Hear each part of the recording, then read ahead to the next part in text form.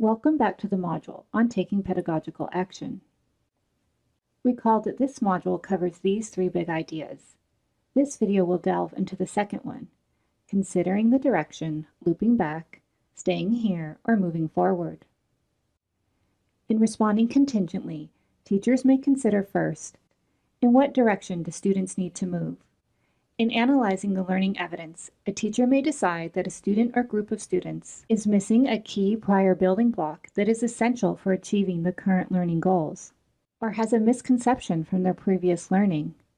In such a situation, the teacher may need to loop students back with a carefully crafted activity to revisit and build this prior learning block before they can move forward with the lesson goal.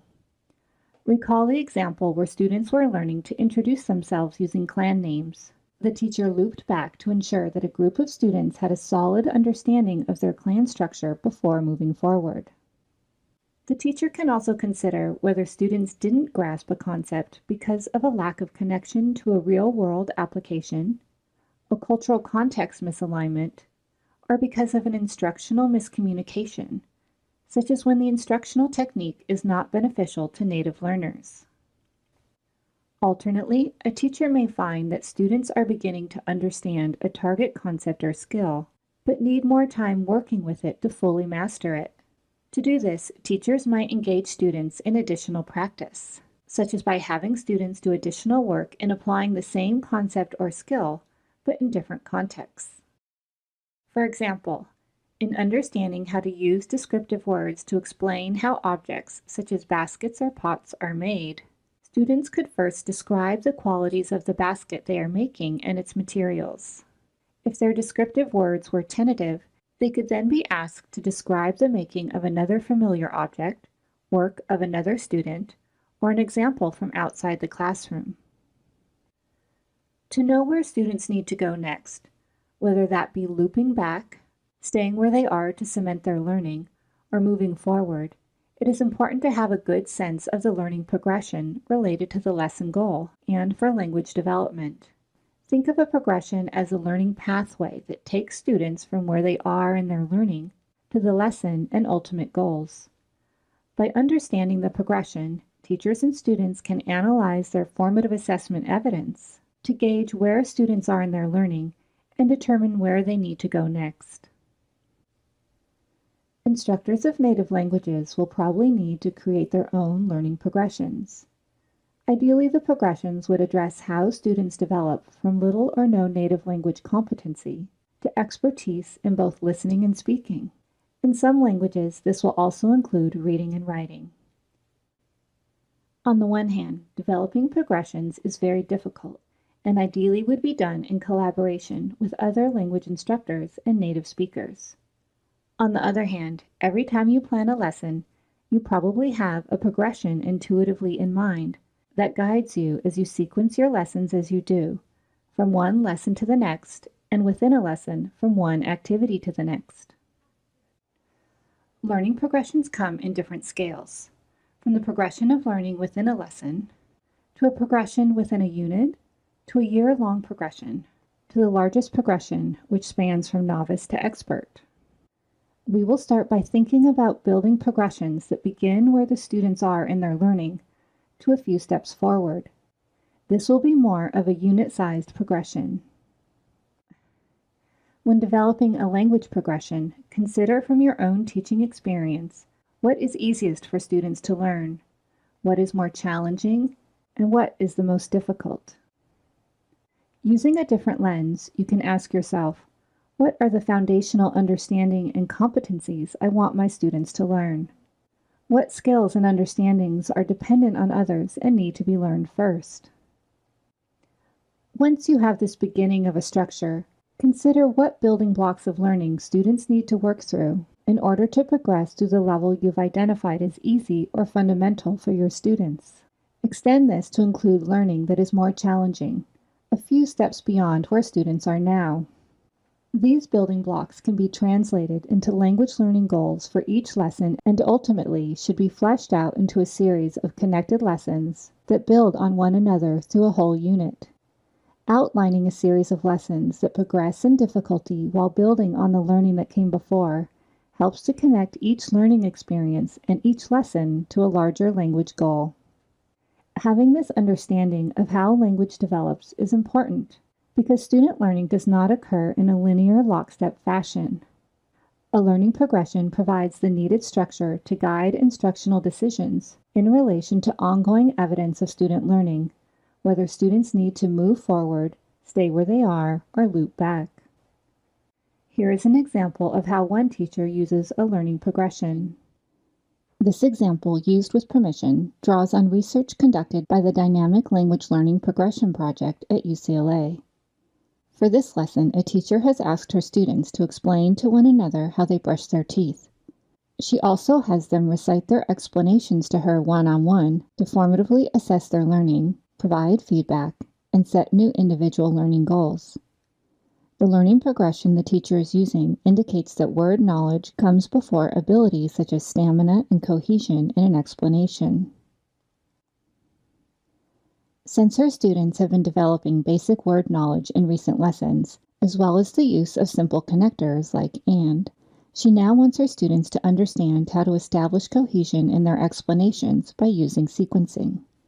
The learning goal for this lesson is to understand how to explain a sequence of steps in an everyday activity. The success criteria are: I can explain the sequence of steps I take when I brush my teeth using a variety of time order words. I can accurately describe the steps I take when I brush my teeth using topic vocabulary. The teacher has selected 2 success criteria to ensure students continue their work on topic vocabulary while beginning their new work on cohesion. When she analyzes students' explanations and decides what action to take, she considers if their understanding is emerging, maturing, or consolidated in relation to the learning goal and success criteria. Take a moment to read the student explanation.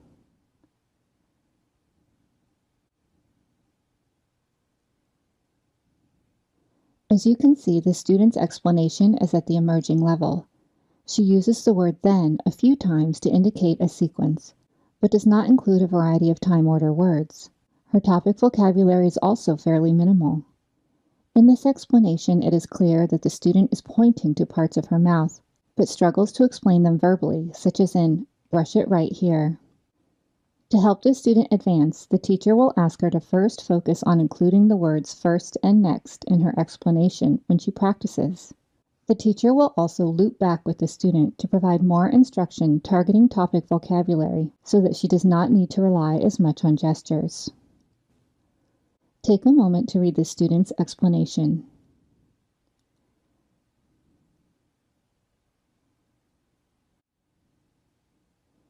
In the student's explanation at the maturing level, he is able to create a clear sequence of actions using the time words first and then.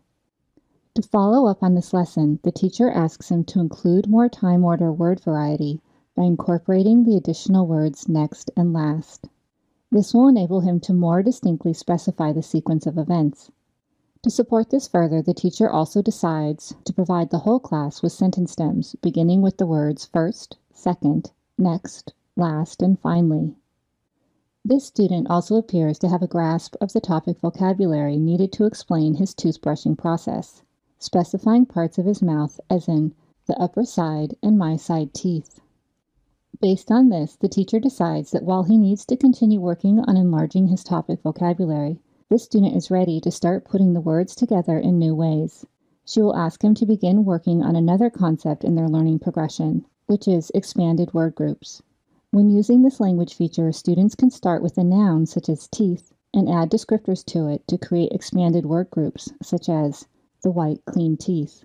Incorporating this language feature into his explanations will enable this student to efficiently add more detail to his ideas. The teacher will check to see if there are any other students ready for this, and if so, provide a mini lesson for them together. Take a moment to read the student's explanation.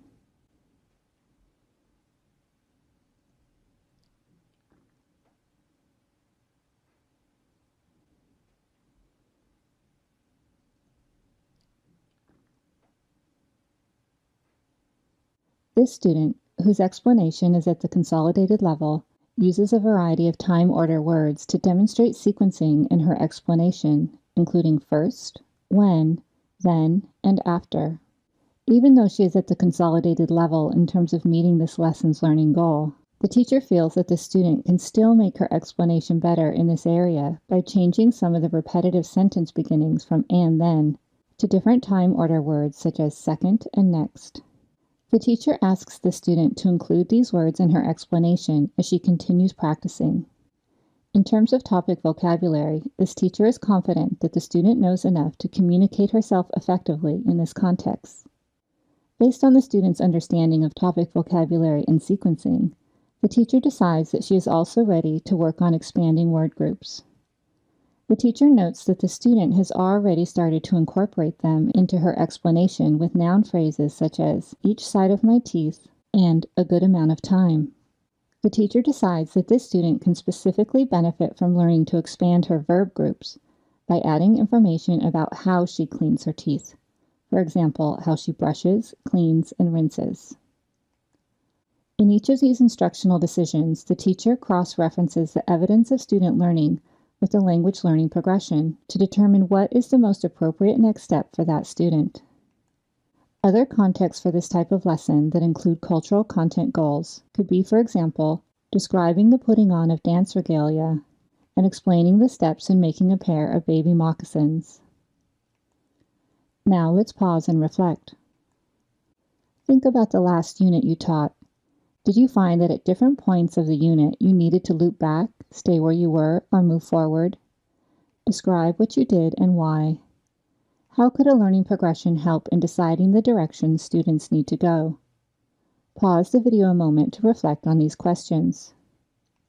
Thank you. You have now completed the second section of the Taking Pedagogical Action module. This video draws on training modules created by CRESST for the Colorado Department of Education. We thank the Colorado Department of Education for enabling us to share this work. We are also grateful to the following individuals for their contributions to these modules: Brenda Padletti Sullivan, David Sullivan, Anjanette Williston, and Angela Landrum.